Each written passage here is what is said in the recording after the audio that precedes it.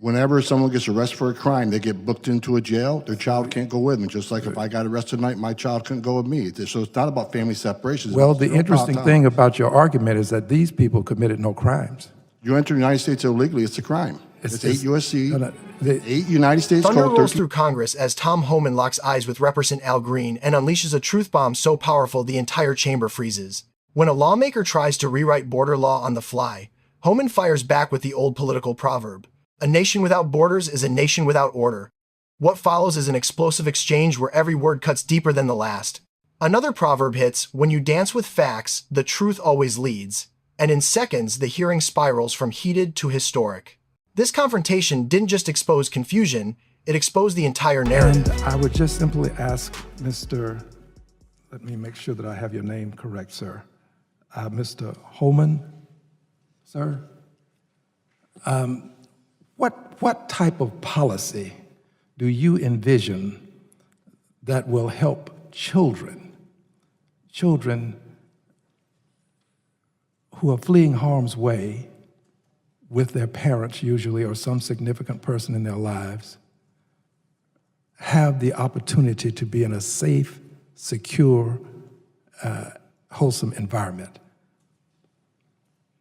Well, first of all, if I can, your question about raising your hands, if you would have said if I support zero tolerance, I would have raised my hand, not family separation, zero tolerance. You seem to confuse those two issues. Okay, well, if you would, I'm going to ask that you kindly address my question, but since you raised zero tolerance, I'm not sure what you mean by zero tolerance. Are you saying zero tolerance, no one ever coming to the United States? Is that your zero tolerance policy? No, you're referring to family separations that have happened under numerous presidents, not just this president. Okay, but zero tolerance, what you're referring to is family separations, zero tolerance that was put in place by Attorney General Jeff Sessions. It was zero tolerance to prosecute those who knowingly, intentionally violate our laws. So, and supporting that policy, you would support family separation then? Whenever someone gets arrested for a crime, they get booked into a jail, their child can't go with them. Just like if I got arrested tonight, my child couldn't go with me. So it's not about family separation. Well, the interesting thing about your argument is that these people committed no crimes. You enter the United States illegally, it's a crime. It's 8 U.S.C., 8 United States Code 1325. It's a crime to enter the United States illegally. It is not a crime, it's a civil offense. No, sir, it is not. It's a violation of Criminal Code, Title 8, United States Code 1325, illegal entry in the United States. First offense is a misdemeanor, second offense, if you've been ordered removed and returned, is a felony. I agree with that. I don't differ with you on that point. But you would then separate the children. If you have no option, if someone's being prosecuted and getting sent to U.S. Marshal's custody or to the local jail, the child can't go with them. Happens to U.S. families every day across the country. I think what we're seeing today could have been prevented if Congress was to close the loopholes we've asked them to close. I mean, we proved back in FY14 and 15 when I worked for Secretary Jay Johnson, who I respect greatly, he let us build family detention to hold family units in the family residential center long enough to see a judge. And it took about 40, 45 days. And most of them, 90% lost their cases, and we sent them home. And the numbers went down. It worked. So we're asking Congress, look, we've already proved this worked under the Obama administration. How come we're not doing it now? So I think Congress needs to fix this loophole. Let us detain families. If they're really escaping fear and persecution and death, I don't see a problem in being in a family residential center with medical care, pediatricians, child psychologists on staff, 3 squares a day, 6 sets of new clothes, access to lawyers, access to families. These are open air campus facilities. If it saves a life, and that's what I've been testifying the last 4 times. This isn't just about securing our border. This isn't just about enforcing laws, it's about saving lives. It's about 31% of women being raped. If we close these loopholes, we're going to save women from being sexually assaulted. We're going to save children from dying, and we're going to stop bankrolling criminal cartels who are making millions of dollars a day because of the laziness of this country not to fix the loopholes.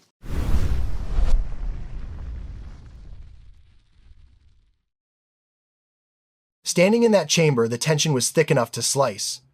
Tom Homan adjusts his microphone, calm but locked in, while Representative Al Green prepares another attempt to corner him. The moment Green finishes his question, the shift in the room is immediate. Homan leans forward and says in a tone that silences everyone around, "Congressman, crossing the border illegally is a crime. That's not an opinion, that's federal law. From my seat, it felt like watching a political storm form right over the committee. Representative Green tries to pivot, insisting that certain migrants aren't criminals. But Homan stays locked in, adding another proverb. When you water down the truth, the crops of confusion grow tall. The entire room stiffens. Green doubles down, arguing that illegal entries somehow shouldn't be treated as illegal. Homan cuts back harder. Congressman, with respect, you can't rewrite U.S. code based on how you feel today.